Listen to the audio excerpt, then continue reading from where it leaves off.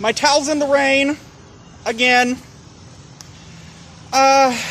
There's not been a lot of updates on this blog, mainly because continuing problems with my passport has caused me to not travel as much as I would like to have traveled. Other continuing factors is still that there is no feedback. It's hard getting ideas or coming up with plans or themes or topics if I don't really know what people are interested in hearing. So it's just kind of been me shouting into the void. One thing that I will talk about today is I showed my class an old Twilight Zone episode, 5 Characters in Search of an Exit. Now, spoiler warnings for a television show that is over 50 years old, but 5 Characters in Search of an Exit, there are 5 people trapped in a small contained room with very high ceiling, no doors, no windows.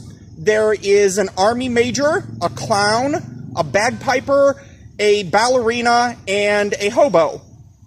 And throughout the episode, they are trying to figure out where they are, who they are, why they are there, and how they can escape.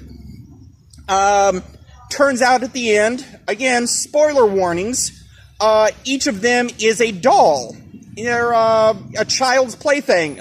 And they were thrown into a barrel as part of a children's toy drive. One line that sort of foreshadowed halfway through the episode is when the ballerina was talking to the major. And she said, everyone is coming up with their own theory at this point. Maybe they're in limbo and they're dead. That they're just dream figures, but in whose dream.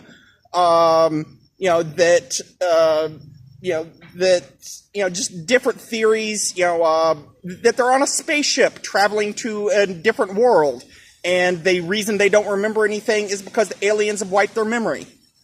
But at one point, the ballerina said, maybe there's hundreds of others of these dungeons, stuff that we just have never heard about, that we don't know, we've not been exposed to.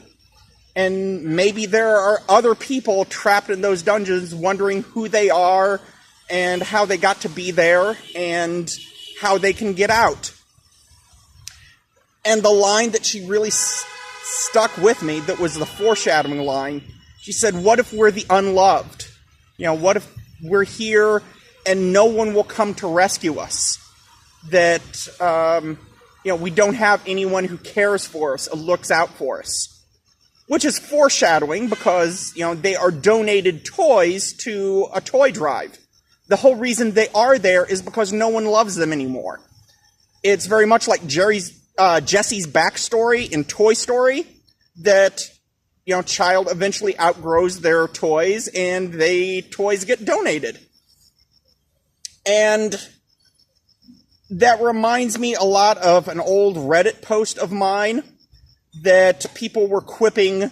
Someone had quipped, there's 2 times that people die. Physical death, and the second time is when the last person ever speaks their name. And someone mentioned that was tragic, and I responded back that the even more tragic one is when the second one happens before the first. When there is no one to love you, and no one to remember your name, and then after that, you die.